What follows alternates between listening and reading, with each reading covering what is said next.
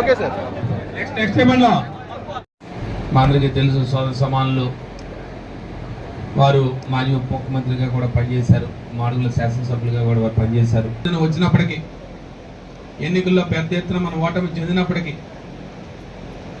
మరి జగన్మోహన్ రెడ్డి గారి నాయకత్వంలో మరి అప్పుడే తను చదువు పూర్తి చేసుకొని ఒక ఇంటి ఇల్లాలయ్యి వచ్చిన తర్వాత మరి పెద్దలు జగన్మోహన్ రెడ్డి గారి నాయకత్వంలో పార్లమెంట్ సభ్యురాలుగా, అరకు పార్లమెంట్ సభ్యులుగా పోటీ చేసి మరి పెద్ద ఎత్తున మీ అందరి తలకు ఆదరాభిమానాలతో పార్లమెంట్ సభ్యురాలుగా గెలిచి ఈరోజు మీ అందరి ముందు మీకు అందరికీ కూడా అందుబాటులో ఉంటూ మరి ప్రజాప్రతినిధులుగా ఈరోజు ఢిల్లీలో మనం అనిపిస్తూ మన మహిళా బిల్లు వచ్చినప్పుడు కానీ 5 కోట్లు అప్పు చేశారు 23 నెలలకి.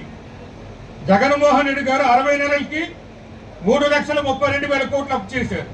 3,32,000 కోట్లు అప్పు చేస్తే మీరేమో 3,56,000 కోట్లు. ఆ అప్పుల గురించి రోజు మాట్లాడేమో సంజయ్ రెడ్డి గారు. మరి మీ అప్పుల సంగతి ఏమిటి? ఈరోజు 60 నెలలకి ఎన్ని కోట్లు మీరు అప్పులు చేస్తారో మీరు ఆలోచించుకోండి.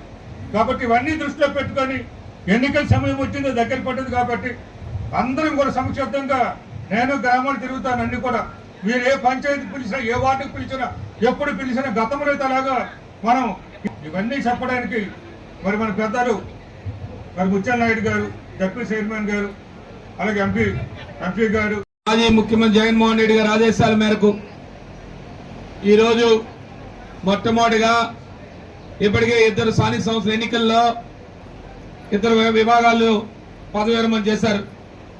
ఒకరు మున్సిపల్ విభాగానికి సంబంధించిన మున్సిపల్ చైర్మన్ గారు, అలాగే మున్సిపల్ కౌన్సిలర్స్ చేశారు.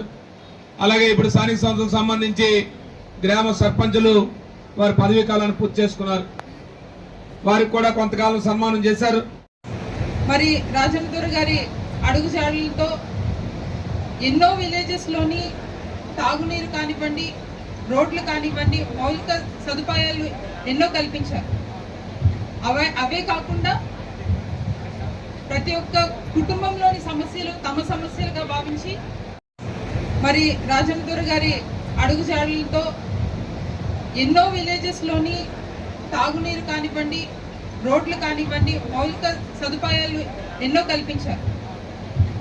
అవే కాకుండా ప్రతి ఒక్క కుటుంబంలోని సమస్యలు తమ సమస్యలుగా భావించి రాబోయే 2029 ఎన్నికల్లో కానీ మనం ధైర్యంగా ముందడుగు వెయ్యగలిగితేనే మిగతా 5 సంవత్సరాలు మనం జాగ్రత్తగా హ్యాపీగా సంతోషంగా ఉండగలమని మీ అందరికీ నమస్కరిస్తూ సెలవు తీసుకుంటాం. Thank you.